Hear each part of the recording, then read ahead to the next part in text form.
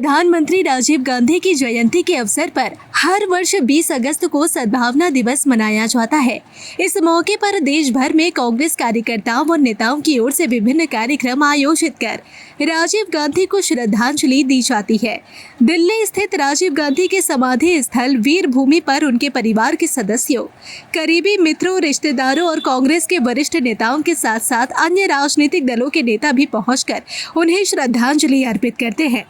इसी क्रम में धनबाद जिला कांग्रेस कमेटी और धनबाद जिला कांग्रेस युवा कमेटी की ओर से धनबाद मुख्यालय में कार्यक्रम आयोजित किया गया। कांग्रेस नेताओं और कार्यकर्ताओं ने राजीव गांधी की तस्वीर पर माल्यार्पण कर उन्हें श्रद्धांजलि दी। इसके बाद निर्मला कुष्ठ आश्रम में बुजुर्गों के बीच भोजन का वितरण भी किया गया। कांग्रेस नेताओं ने बुजुर्गों से आशीर्वाद भी प्राप्त किया। कांग्रेस के प्रदेश महासचिव अशोक कुमार सिंह ने कहा कि राजीव गांधी का देश के विकास में महत्वपूर्ण योगदान रहा है। उन्होंने भारत को आधुनिक और तकनीकी रूप से मजबूत बनाने की दिशा में कई महत्वपूर्ण कदम उठाए। आज राजीव गांधी जी का जन्म जयंती है। पूरा देश उनके जन्म जयंती को सद्भावना दिवस के रूप में मनाते आ रही है। आज भी हम धनबाद के कांग्रेसी सद्भावना दिवस के रूप में इनको मनाते हैं, क्योंकि ये एक सशक्त भारत, मजबूत भारत की पहचान है, उनका देन है। सभी जानते हैं कि देश में कंप्यूटर और मोबाइल आज जो भी हम लोग देख रहे हैं, सब उन्हीं का देन है। युवाओं को वोट का अधिकार उन्होंने ही दिया। उम्र जो है कई साल से घटा के 18 वर्ष किया। और पंचायती राज व्यवस्था निचले स्तर तक लोगों को जाए, मतलब सत्ता का विकेंद्रीकरण, सत्ता नीचे तक जाए, उसकी व्यवस्था उन्होंने की और उसमें महिलाओं की भागीदारी सुनिश्चित हो। आज जो 33% आरक्षण हम देख रहे हैं पंचायतों में महिलाओं को मिला है, ये भी उन्हीं का देन है। हालांकि उनके समय में ये संविधान संशोधन नहीं हुआ, बाद में पीवी नरसिम्हा राव जी के समय ये हुआ, लेकिन इसकी शुरुआत उन्होंने की थी। उनकी इच्छा थी कि महिलाओं को बराबर की भागीदारी दी जाए सत्ता में।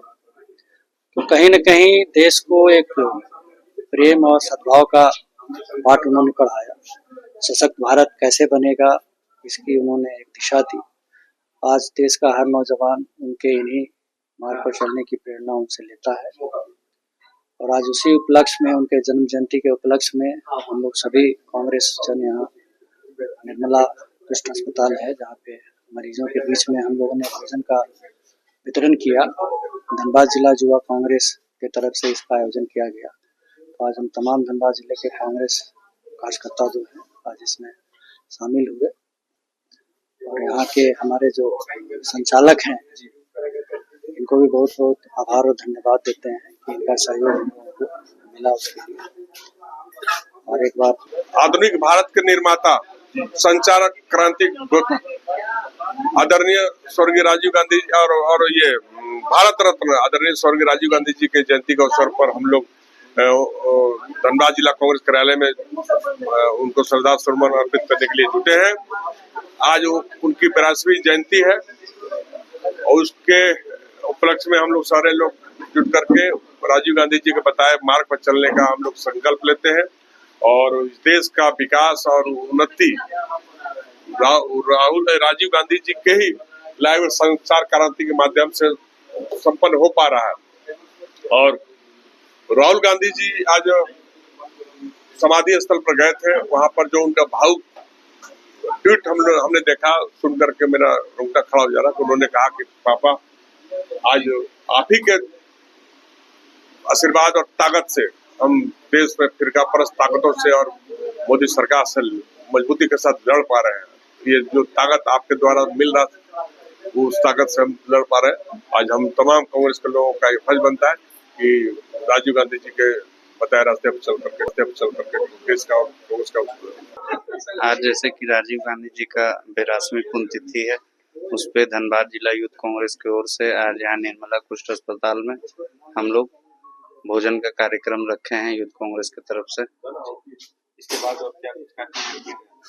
और भी हम लोग पीएमसीएच वगैरह और भी लोगों को जहाँ भी हेल्पफुल मदद करने का हम लोग का उद्देश्य है, कि राजीव गांधी के आज जयंती को हम लोग धनबाद में यूथ कांग्रेस ऐसा मनाए कि जो भी लोगों को जरूरत है हम लोग उन लोगों के बीच जाकर और उन लोगों की मदद करेंगे। अन्य युवाओं को क्या संदेश देना चाहेंगे?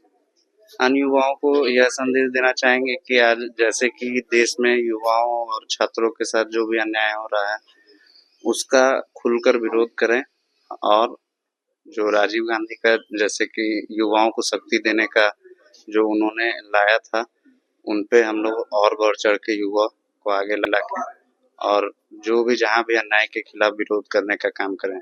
देश में इलेक्ट्रॉनिक और तकनीकी युग को आगे बढ़ाने में उनका योगदान उल्लेखनीय रहा।